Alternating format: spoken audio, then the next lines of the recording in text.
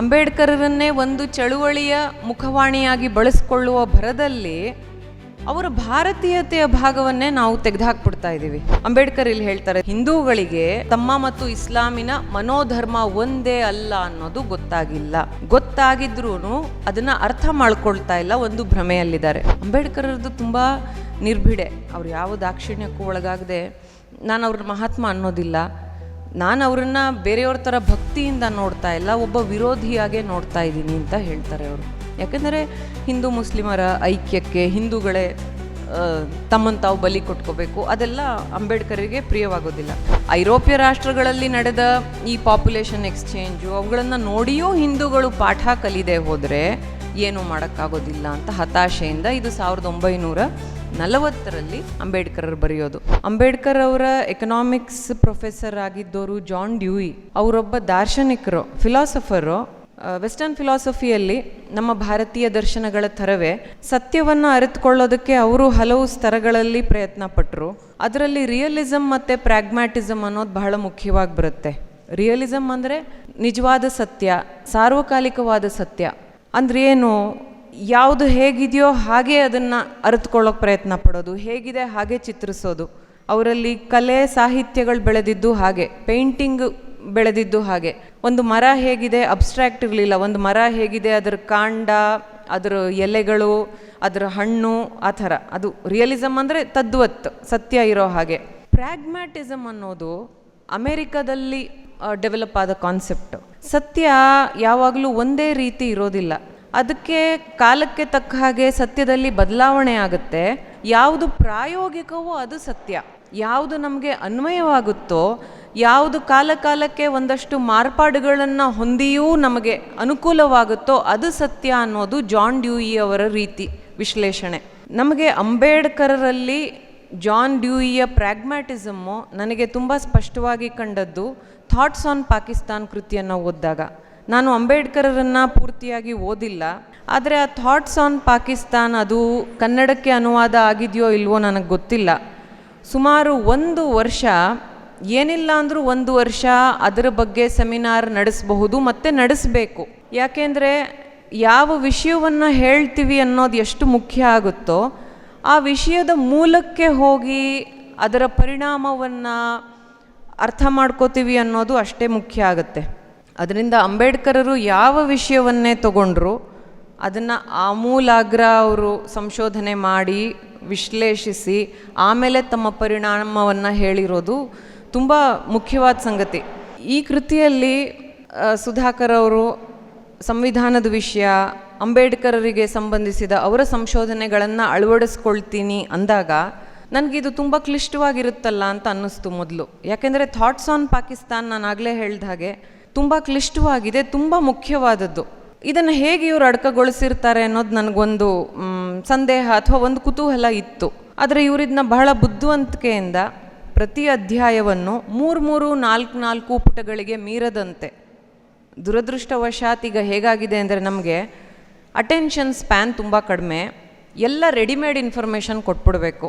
ಅದು ರೀಲ್ಸಲ್ಲಿ ಬರಬೇಕು, 60 ಸೆಕೆಂಡಲ್ಲಿ ವಿಷಯ ಗೊತ್ತಾಗ್ಬಿಡ್ಬೇಕು, ಸ್ಕ್ರೋಲ್ ಮಾಡಬೇಕು, ಯಾರೋ ವಿಡಿಯೋ ಮಾಡಿ ಹಾಕಬೇಕು, ಯಾರೋ ಯೂಟ್ಯೂಬಲ್ಲಿ ಹೇಳ್ಕೊಟ್ಟಿದ್ದಕ್ಕೆ ನಾವು ಹ್ಞೂ ಅಂತ ತಲೆ ಅಲ್ಲಾಡಿಸ್ಕೊಂಡು ಮುಂದಕ್ಕೆ ಹೋಗ್ಬೇಕು. ಅಲ್ಲಿಗೆ ನಮ್ಮ ಜ್ಞಾನದ್ದು ಸಮಾಪ್ತಿ, ಸಂಚಯ, ಜ್ಞಾನ ಸಂಗ್ರಹ. ಇದನ್ನು ಇಂಥ ಜನಗಳಿಗೂ ಅನುಕೂಲ ಆಗೋ ಹಾಗೆ ಕಟ್ಕೊಟ್ಟಿರೋದು ತುಂಬ ದೊಡ್ಡ ಕೆಲಸ ನನಗನ್ಸೋ ಪ್ರಕಾರ. ಅದರಿಂದ ಅವ್ರಿಗೊಂದು ದೊಡ್ಡ ಅಭಿನಂದನೆ ಸಲ್ಲಬೇಕು. ಇಷ್ಟು ಜಟಿಲವಾದ ವಿಷಯವನ್ನು ಸಣ್ಣ ಪ್ರತಿ ಅಧ್ಯಾಯವನ್ನು ಸಣ್ಣದಾಗಿ ಮಾಡಿ 4 ಪುಟಗಳು, ಅದಕ್ಕಿಂತ ಹೆಚ್ಚಿಗೆ ಇಲ್ಲವೇ ಇಲ್ಲ ಅಲ್ಲಿ. ಆದರೆ ಮುಖ್ಯವಾಗಿ ಆ ಅಧ್ಯಾಯ ಏನು ಹೇಳಬೇಕೋ ಆ ಎಲ್ಲ ಅಂಶಗಳನ್ನು ಅವರು ತುಂಬ ಚೆನ್ನಾಗಿ ದಾಖಲಿಸಿದ್ದಾರೆ. ಉದಾಹರಣೆಗೆ, ಆಮೇಲೆ ಬರ್ತೀನಿ 3ರದ್ದು ಒಂಚೂರು ಸಂಕ್ಷಿಪ್ತವಾಗಿ ಹೇಳೋಕ್ಕೆ. ಇದು ಒಂದು ತುಂಬ ಒಳ್ಳೆ ಕೆಲಸ. ಅದರಿಂದ ಯಾರೂ ತಮ್ಮ ಅಟೆನ್ಷನ್ ಸ್ಪ್ಯಾನಿಗೆ ತೊಂದರೆ ಆಗದ ಹಾಗೆ, ಬೇರೆ ಸೋಷಿಯಲ್ ಮೀಡಿಯಾ ವೀಕ್ಷಣೆ ಈ ಥರ ಕೆಲಸಗಳಿಗೆ ಭಂಗ ಬರದ ಹಾಗೆ ಕೂತಲ್ಲಿ ನಿಂತಲ್ಲಿ ಇದನ್ನು ಓದ್ಕೊಂಡ್ರು ಒಂದಷ್ಟು ಸತ್ಯ ಅಂತೂ ತಿಳಿಯುತ್ತೆ. ಯಾಕಂದರೆ ಇದು ಯಾವುದರಲ್ಲೂ ಉತ್ಪ್ರೇಕ್ಷೆ ಇಲ್ಲ, ಇವೆಲ್ಲ ಅಂಬೇಡ್ಕರರದೇ ಮಾತು, ಅವರದೇ ಚಿಂತನೆ. ಅದರಿಂದ ಸುಧಾಕರ್ ಅವರು ಈ ಕಾರಣಕ್ಕೂ ಅಭಿನಂದನೀಯರು. ಆಮೇಲೆ QR ಕೋಡ್ಗಳು ಕೊಟ್ಟಿದ್ದಾರೆ. ಅಂದರೆ ನಾನು ಟೆಕ್ನಿಕಲ್ಲಾಗಿ ಹೇಳ್ತಾ ಇದ್ದೀನಿ, ಕೆಲವು ಅಧ್ಯಾಯಗಳಿಗೆ QR ಕೋಡ್ ಕೊಟ್ಟಿದ್ದಾರೆ. ಅದನ್ನು ಸ್ಕ್ಯಾನ್ ಮಾಡಿದ್ರೆ ಡೈರೆಕ್ಟಾಗಿ ಯೂಟ್ಯೂಬ್ ಚಾನಲ್ಗೆ ಹೋಗುತ್ತೆ. ಅಂದರೆ ಸೋಮಾರಿಗಳಿಗೆ ಹಾಸಿಗೆ ಹಾಸ್ಕೊಟ್ಟಾಗೆ. ಬೇಕು, ಈಗ ವಿಧಿ ಇಲ್ಲ, ನಾವು ಈ ಮಟ್ಟಕ್ಕೆ ಇಳಿದು ಬಿಟ್ಟಿದ್ದೀವಿ, ಅದರಿಂದ ಇದೆಲ್ಲ ಬೇಕು. ಅದನ್ನೂ ಮಾಡಿಬಿಟ್ಟಿದ್ದಾರೆ. ಸ್ವಲ್ಪ ಅದನ್ನು ಸ್ಕ್ಯಾನ್ ಮಾಡುವಷ್ಟು ಶ್ರಮ ಹಾಕಿದ್ರೆ ಅದು ಯಾವುದೋ ಒಂದು ಲಿಂಕ್ಗೆ ಹೋಗುತ್ತೆ, ಅದು ಕೆಲಸ ಆಗುತ್ತೆ. ಆಮೇಲೆ 3 ಭಾಗವಾಗಿ ಇದನ್ನು ವಿಭಜಿಸಿದಾರಲ್ಲ. ಮೊದಲನೇದು ಇಸ್ಲಾಂ ಒಪ್ಪದ ಅಂಬೇಡ್ಕರರು, 2ನೇದು ಹಿಂದುತ್ವದ ವಿಮರ್ಶೆ ಮತ್ತು ಶ್ಲಾಘನೆ, 3ನೇದು ಅಂಬೇಡ್ಕರ್ ಮತ್ತು ಭಾರತೀಯತೆ. 1935 ಅನಿಸುತ್ತೆ ಅಂಬೇಡ್ಕರರು ತೀರ್ಮಾನ ತಗೊಂಡಿದ್ದು, ನಾಸಿಕ್ನಲ್ಲಿ ನಾನು ಮತಾಂತರವಾಗ್ತೀನಿ ಅಂತ. ತೀರ್ಮಾನ ಮಾಡಿದಾಗ ನಾನು ಆನಂದ್ ತೇಲ್ತುಂಬೆ ಅವ್ರದ್ದು ಒಂದು ಲೇಖನ ಓದಿದೆ. ಆ ಪುಸ್ತಕ ಪೂರ್ತಿ ಓದಲಿಲ್ಲ. ಅಂಬೇಡ್ಕರರು ಇಸ್ಲಾಂ ಪರವಾಗಿದ್ದಾರೆ, ಅವ್ರಿಗೆ ಆ ಕಡೆ ಒಲವಿದೆ ಅಂತ ಅನಿಸುತ್ತೆ. ಅವಾಗ ಇತ್ತು ಅವ್ರಿಗೆ ಒಲವು ಅಂತ ತಿಳಿಯುತ್ತೆ. ಆದರೆ ಥಾಟ್ಸ್ ಆನ್ ಪಾಕಿಸ್ತಾನ್ ಪ್ರಕಟವಾಗಿದ್ದು 1940 ಡಿಸೆಂಬರಲ್ಲಿ. 5 ವರ್ಷಗಳಲ್ಲಿ ಅಂಬೇಡ್ಕರರು ಇಸ್ಲಾಮಿನ ಬಗ್ಗೆ ಹೇಗೆ ಜಾಲಾಡಿದ್ದಾರೆ ಅಂದರೆ, ಆ ಥಾಟ್ಸ್ ಆನ್ ಪಾಕಿಸ್ತಾನ್ ಕೃತಿ ಹೇಳಿದ್ನಲ್ಲ, ಅದರ ಬಗ್ಗೆ ಒಂದು ಸೆಮಿನಾರ್ ಆಗಲೇಬೇಕು. ಪ್ರತಿ ಅಧ್ಯಾಯವನ್ನು ತಗೊಂಡು ಅದನ್ನು ಬರೆದಿರೋ ರೀತಿ, ಸೂಕ್ಷ್ಮಗಳನ್ನು ಅವರು ನೋಡಿರುವ ರೀತಿ ಇದೆಯಲ್ಲ, ಅದು ಅನನ್ಯ.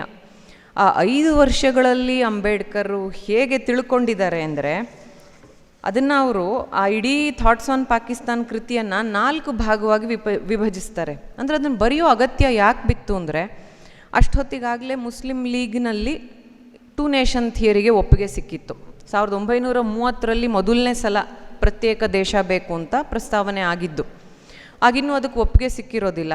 ಆದರೆ 1933 ರೆಹಮತ್ ಅಲಿ, ಆತನೂ ಒಬ್ಬ ಅಡ್ವೊಕೇಟ್, ಆತ ನಮಗೆ ಬೇಕೇ ಬೇಕು ಇನ್ನೊಂದು ದೇಶ ಅಂತ ಮತ್ತೆ ಮುಸ್ಲಿಂ ಲೀಗ್ನ ಮುಂದೆ ಈ ಪ್ರಸ್ತಾಪವನ್ನು ಇಟ್ಟು ಎಲ್ಲರದು ಒಪ್ಪಿಗೆ ತಗೊಳ್ತಾರೆ. ಪಾಕಿಸ್ತಾನ ಅನ್ನುವ ಹೆಸರನ್ನು ಸೂಚಿಸೋರು ಅವರೇ. ಅಲ್ಲಿಗೆ 1933 ಮುಸ್ಲಿಂ ಲೀಗ್ ತೀರ್ಮಾನ ಮಾಡಿಬಿಟ್ಟಿದೆ ಇನ್ನೊಂದು ದೇಶ ಬೇಕು ಅಂತ.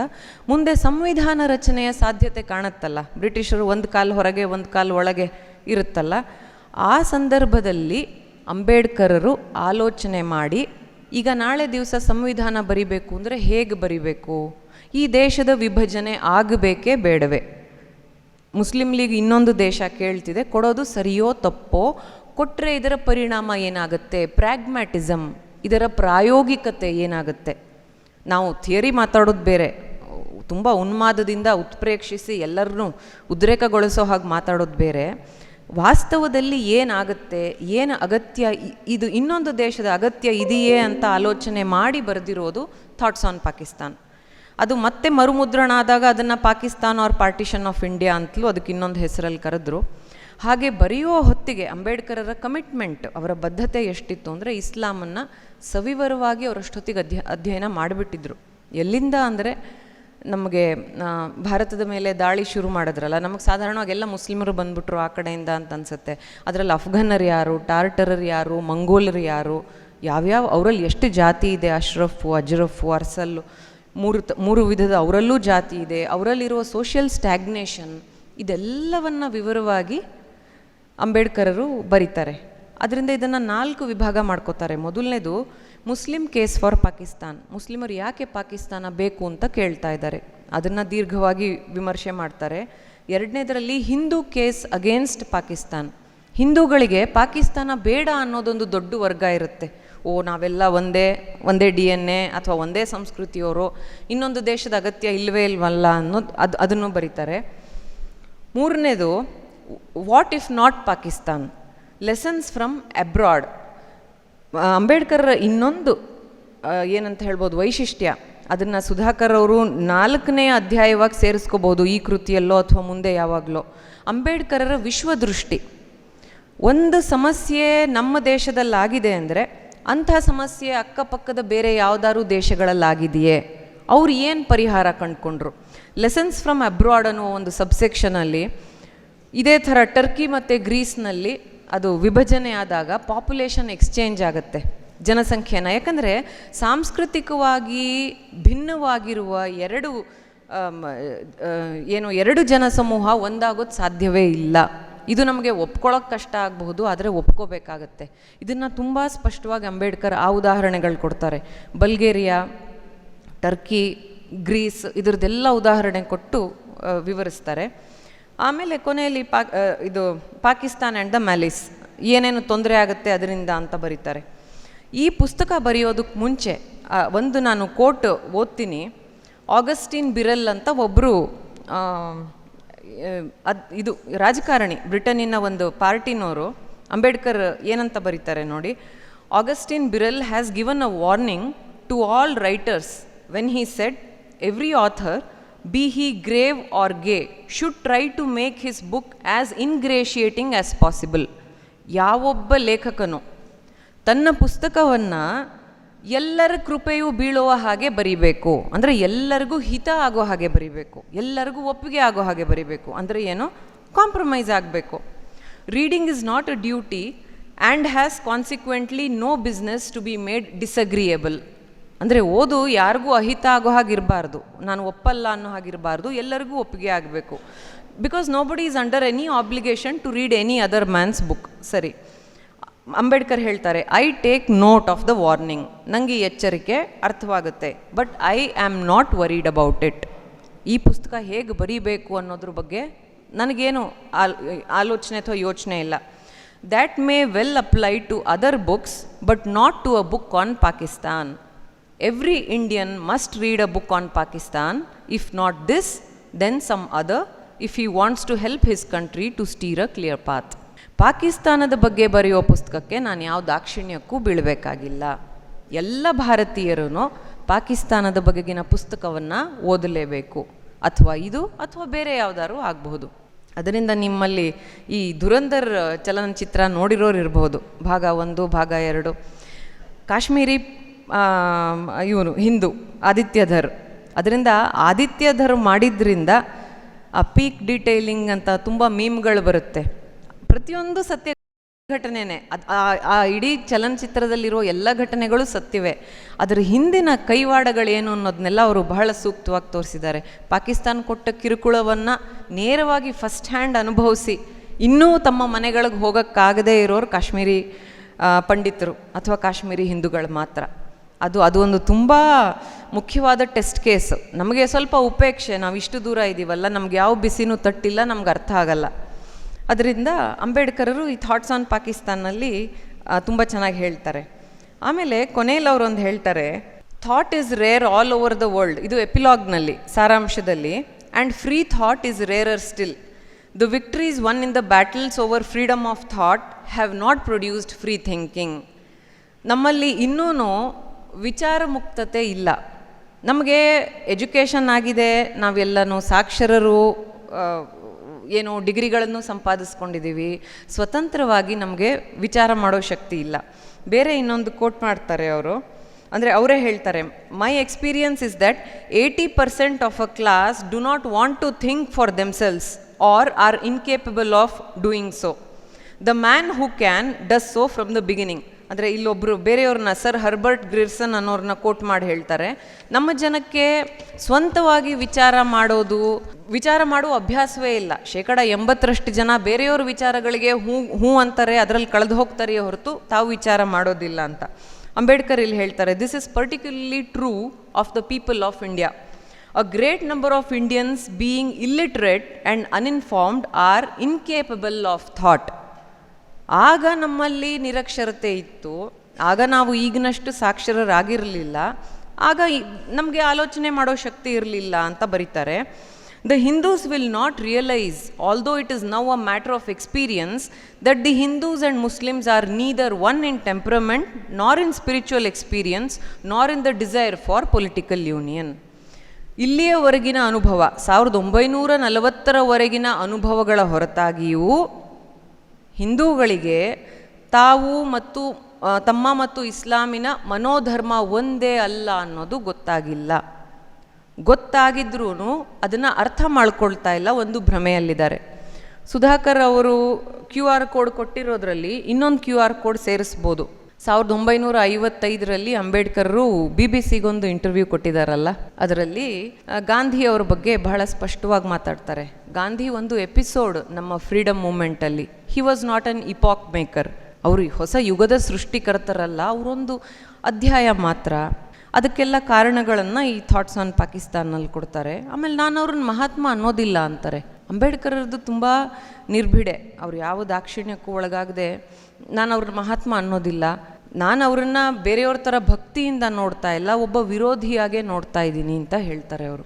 ಯಾಕಂದರೆ ಹಿಂದೂ ಮುಸ್ಲಿಮರ ಐಕ್ಯಕ್ಕೆ ಹಿಂದೂಗಳೇ ತಮ್ಮನ್ನು ತಾವು ಬಲಿ ಕೊಟ್ಕೋಬೇಕು, ಅದೆಲ್ಲ ಅಂಬೇಡ್ಕರಿಗೆ ಪ್ರಿಯವಾಗೋದಿಲ್ಲ. ಈ ಥಾಟ್ಸ್ ಆನ್ ಪಾಕಿಸ್ತಾನದ ಕೊನೆಯಲ್ಲಿ ಹೇಳ್ತಾರೆ, these are the reasons why I have address so a large part of the argument to the Hindus. ಆ ಇಡೀ ಕೃತಿಯನ್ನು ಹಿಂದೂಗಳಿಗೊಂದು ಮುನ್ನೆಚ್ಚರಿಕೆ ಗಂಟೆಯಾಗಿ ಕೊಡ್ತಾರೆ. A thick and impervious wall of false sentiments and false illusions has prevented the Hindu from receiving fresh light. ಒಂದು ದಪ್ಪ ತಡೆಗೋಡೆ ನಿರ್ಮಿಸ್ಕೊಂಡ್ಬಿಟ್ಟಿದ್ದಾರೆ ಹಿಂದೂಗಳು, ಅದು ಏನೋ ದಾಟ್ಕೊಂಡು ಹೋಗಲಾರದ್ದು. ಅದರಿಂದ ನಾನು ಒಂದು ಹೊಸ ಬೆಳಕು ಕೊಡೋದಕ್ಕೋಸ್ಕರ ನಾನು ಇದನ್ನು ಬರಿತೀನಿ ಅಂತ ಹೇಳ್ತಾರೆ. I do not know how far I have succeeded, ನಾನು ಎಷ್ಟರ ಮಟ್ಟಿಗೆ ಇದರಲ್ಲಿ ಯಶಸ್ವಿ ಆಗಿದ್ದೀನೋ ಗೊತ್ತಿಲ್ಲ, ಆದರೆ ನನ್ನ ಕರ್ತವ್ಯ ಮಾಡಿದ್ದೀನಿ ಅನ್ನೋ ಸಮಾಧಾನ ಇದೆ ಅಂತ ಹೇಳ್ತಾರೆ.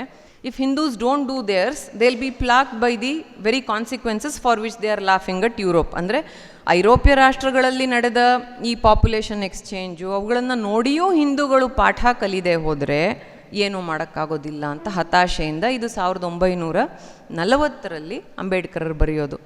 ಆಮೇಲೆ 1948-49 ಸಂವಿಧಾನವೂ ಆಗತ್ತೆ.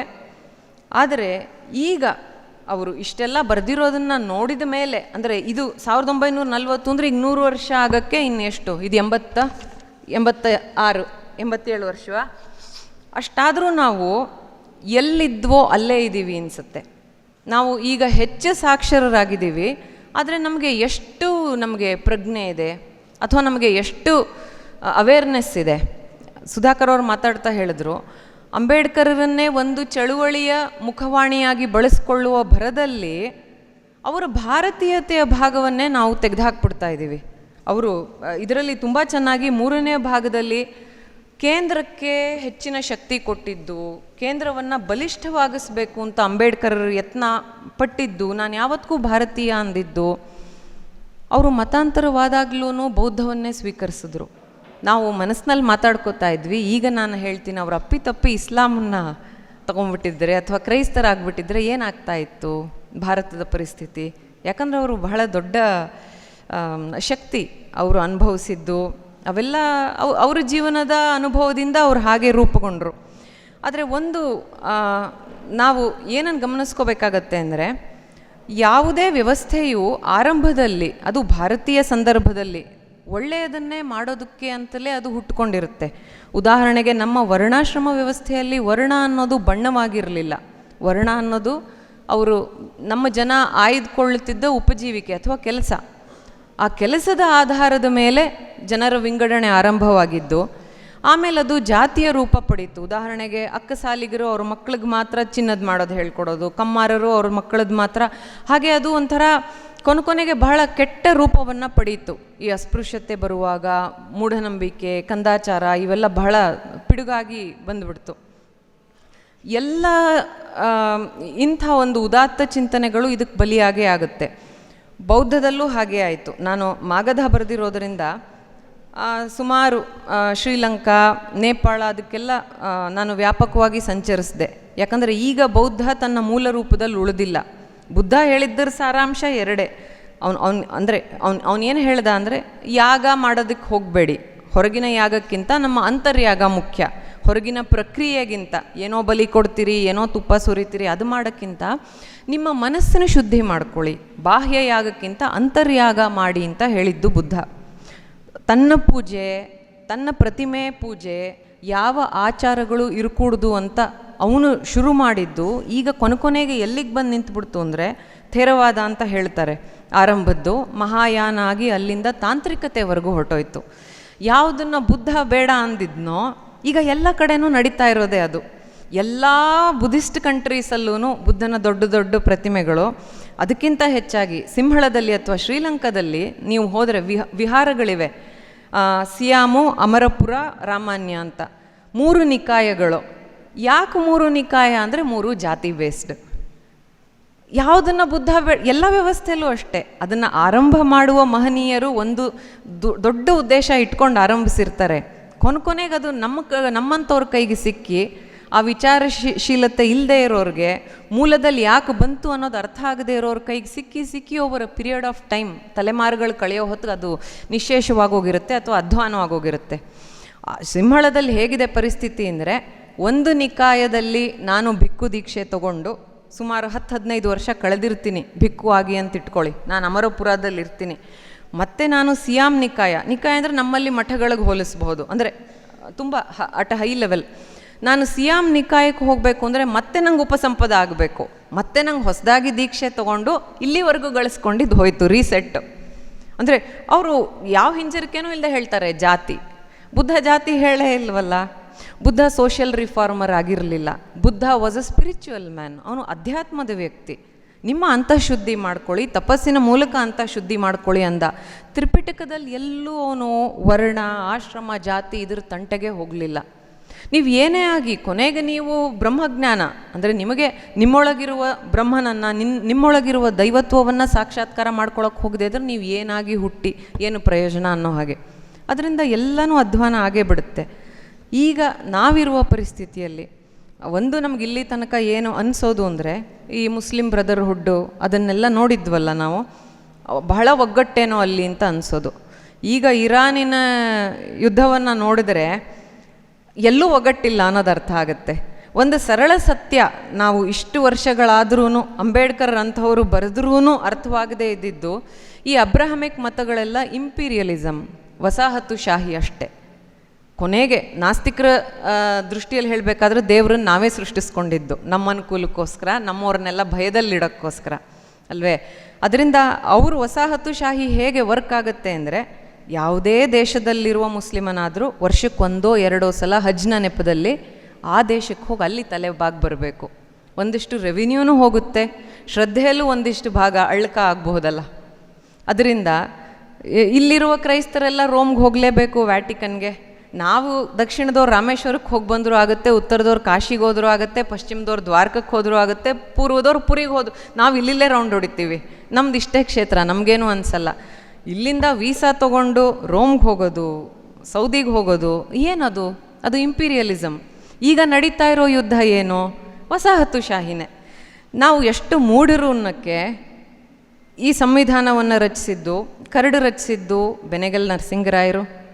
ಅವರು ಓದಿದ್ದು ICS ಮೊದಲ ಕರಡು. ಯಾಕೆಂದರೆ ಬರ್ಮಾಗೂ ಅವರೇ ಬರೆದಿದ್ದು, ಇದಕ್ಕೂ ಅವರೇ ಬರೆದಿದ್ದು. 1935 ಡ್ರಾಫ್ಟ್ ಇದ್ರದ್ದು ಗೌರ್ಮೆಂಟ್ ಆಫ್ ಇಂಡಿಯಾ ಆ್ಯಕ್ಟು. ಯಾಕೆ ತರಬೇತಿ ಎಲ್ಲಿ ಸಿಕ್ತು? ಬ್ರಿಟಿಷರಲ್ಲಿ. ಬ್ರಿಟಿಷರದೇ ಅನ್ಕೋಡಿಫೈಡ್ ಕಾನ್ಸ್ಟಿಟ್ಯೂಷನ್ನು, ಅವ್ರದ್ದು ಪಾರ್ಲಿಮೆಂಟೇ ಅವ್ರದ್ದು ಸರ್ವಶ್ರೇಷ್ಠ. ನಮ್ಮದು ಕೋಡಿಫೈಡು. ಅವ್ರಿಗೆ ಲಿಖಿತ ಸಂವಿಧಾನ ಇಲ್ಲ, ನಮಗೆ ಲಿಖಿತ ಸಂವಿಧಾನ ಉಂಟು. ಅಲ್ಲಿ ಹೋಗಿ ICS ಮಾಡಿದವರು, ಅಲ್ಲಿ ತರಬೇತಾದವರು, ಅವರ ಪಾಲಿಸಿ ಮೇಕಿಂಗು. ಇನ್ನೊಂಚೂರು ಹಿಂದೆ ಹೋಗಬೇಕು ಅಂದರೆ ನಮ್ಮ ಗೋಪಾಲ್ ಕೃಷ್ಣ ಗೋಖಲೆ, ಮಾರ್ಲಿ ಮಿಂಟೋ ರಿಫಾರ್ಮ್ಸ್. ಅವರು ಇಂಗ್ಲೆಂಡ್ಗೆ ಹೋಗಿ ಬೇಕಾದಷ್ಟು ಸಭೆಗಳಲ್ಲಿ, ಚರ್ಚೆಗಳಲ್ಲಿ ಭಾಗವಹಿಸಿ ಅವರದ್ದೊಂದು ಪ್ರಾಡಕ್ಟ್ ನಮ್ಮ ಮೇಲೆ ಬಂತು. ಯಾಕಂದರೆ ನಮ್ಮ ಹತ್ರ ಅರ್ಥಶಾಸ್ತ್ರದಂಥ ಸ್ಟೇಟ್ ಕ್ರಾಫ್ಟ್ ಇತ್ತು. ನಾವು ಮರೆತೋ, ಕಳೆದು ಹೋಯ್ತೋ, ಇಸ್ಲಾಮರ ದಾಳಿ ಆಯಿತೋ, ನಮ್ಮತನನ ನಾವು ಕಳ್ಕೊಂಡು ಅಥವಾ ಅಡವಿಟ್ಟು ಬೇಕಾದಷ್ಟು ಶತಕಗಳೇ ಆಗೋಗಿದೆ ಅನಿಸುತ್ತೆ. ಆ ಸುಳಿಯಲ್ಲೇ ನಾವು ಇನ್ನೂ ಇದ್ದೀವಿ. ಅದೇ ಇಂಗ್ಲೀಷು, ಅದೇ ವಿದ್ಯಾಭ್ಯಾಸದ ಕ್ರಮ. ಹೋಗಲಿ, ಮಾನಸಿಕ ಗುಲಾಮಗಿರಿ ಆದರೂ ಕಡಿಮೆ ಆಗಿದೆಯೇ? ಇಲ್ಲ. ನಮಗೆ ನಮ್ಮ ಪ್ರಧಾನಿ 56 ಇಂಚು ಅಂದ ತಕ್ಷಣ ಟೇಪ್ ಹಿಡ್ಕೊಂಡು ಅಳಿಯಕ್ಕೆ ಹೊರಡ್ತೀವಿ. 56 ಇಂಚ್ ಎಲ್ಲಿ ಕಾಣುತ್ತೆ ಅಂತ. ಅವ್ರೇನು ಜಿಮ್ಗೆ ಹೋಗಬೇಕಾಗಿಲ್ಲ. ಈ ಯುದ್ಧದಲ್ಲಿ ಭಾರತ ಸೂಪರ್ ಪವರ್ ಆಗೋಕ್ಕೆ ಏನೆಲ್ಲ ಪ್ರಯತ್ನ ಪಡ್ತಾ ಇದೆ ಅಂತ ಅರ್ಥ ಮಾಡ್ಕೊಳಕ್ಕಾಗದಷ್ಟು ನಾವು ಒಂಥರ ನಿರ್ವೀರ್ಯರು. ನಮಗೆ ನಮ್ಮ ಪ್ರಜ್ಞೆ, ನಮ್ಮ ಪರಂಪರೆ, ನಮಗೆ ಯಾತ್ರ ಬಗ್ಗೆಯೂ ಹೆಮ್ಮೆಯೂ ಇಲ್ಲ, ಸಂತೋಷವೂ ಇಲ್ಲ. ಇಂಗ್ಲೀಷ್ ಕಲ್ತ್ಕೊಂಡು ಹೆಚ್ಚು ಕಡಿಮೆ ಮಕ್ಕಳೆಲ್ಲ ಫಾರಿನ್ನು, ನೆಕ್ಸ್ಟ್ ಜನ್ರೇಷನ್ನು. ಇಲ್ಲಿರೋ ಸುಮಾರು ಜನದ ಮಕ್ಕಳು ಅಲ್ಲಿ ಹೋಗಿ ಸೆಟ್ಲ್ ಆಗಿಬಿಟ್ಮೇಲೆ ಮುಗೀತು. ಹೇಗೆ ಒಂದಿಷ್ಟು ಪ್ಯಾಕೇಜ್ ಬರ್ತಾ ಇದೆ, ಇಲ್ಲೆಲ್ಲ ಒಂದಿಷ್ಟು ಜಮೀನು, ಮನೆ ಆಗೋಯ್ತು. ನಾವೊಂದು ದೇಶವಾಗಿ ನಾವು ಎಷ್ಟು ಕಲ್ತಿದ್ದೀವಿ ಹಾಗಾದರೆ ಈ 100 ವರ್ಷದಲ್ಲಿ? ಎಲ್ಲನೂ ಈಗ ಪಾಕೆಟ್ ಡೈರಿ ಥರ ಸಂವಿಧಾನ ಜೇಬಲ್ಲಿ ಇಟ್ಕೊಂಡು ಪ್ರೆಸ್ ಮೀಟಲ್ಲೆಲ್ಲ ತೋರಿಸ್ಬಿಡೋದು, ಅಷ್ಟಕ್ಕೆ ಮಾತ್ರ ಸಂವಿಧಾನ ಸೀಮಿತವಾಗಿಯೇ. ನಮಗೆ ಎಷ್ಟು ಅರಿವು ಮೂಡಿದೆ, ಅಥವಾ ನಮಗೆಷ್ಟು ನಮ್ಮ ಹೆರಿಟೇಜಿನ ಬಗ್ಗೆ ನಮಗೆಷ್ಟು ಪ್ರಜ್ಞೆ ಇದೆ, ನಾವೀಗ ಸೂಪರ್ ಪವರ್ ಆಗೋಕ್ಕೆ ಎಷ್ಟು ಪ್ರಯತ್ನ ಪಡ್ತಾ ಇದ್ದೀವಿ ಅನ್ನೋದು ನಮ್ಮಲ್ಲಿ ಎಷ್ಟು ಜನಕ್ಕೆ ಅರ್ಥವಾಗಿದೆ. ಆ ಯುದ್ಧದ ಮಧ್ಯೆನೂ ನಮಗೆ ತೈಲ ಬರ್ತಾ ಇದೆ. ನಾವು ಯಾರಿಗೂ ಸ್ನೇಹಿತರು ಅಲ್ಲ, ಯಾರಿಗೂ ವೈರಿಗಳು ಅಲ್ಲ. ಕ್ರಿಟಿಸೈಸ್ ಮಾಡಲಿಲ್ಲ, ಒಂದು ಸ್ಟೇಟ್ಮೆಂಟ್ ಹಾಳಾಗೋಯ್ತು. ನಮಗೆ ದಿನಪ್ರತಿ ಕೆಲಸ ಆಗಬೇಕಲ್ಲ. ಯಾರು ಬೆಂತಟ್ಟಿ, ಯಾರು ಕೈಕುಲುಕಿ ಏನಾಗಬೇಕಾಗಿದೆ? ಈಗ ತಗೊಂಡಿರುವ ನೀತಿ ಒಟ್ಟಾರೆ ಅಂಬೇಡ್ಕರ್ರಂತಹ ಪ್ರಾಗ್ಮ್ಯಾಟಿಸಮ್ನ ದೃಷ್ಟಿಯಲ್ಲಿಟ್ಕೊಂಡು ನೋಡಿದಾಗ ನಾವು ಆಗ ಎಲ್ಲಿದ್ವೋ ಈಗಲೂ ಹೆಚ್ಚು ಕಡಿಮೆ ಅಲ್ಲೇ ಇದ್ದೀವಿ ಅಂತ ಅನಿಸುತ್ತೆ.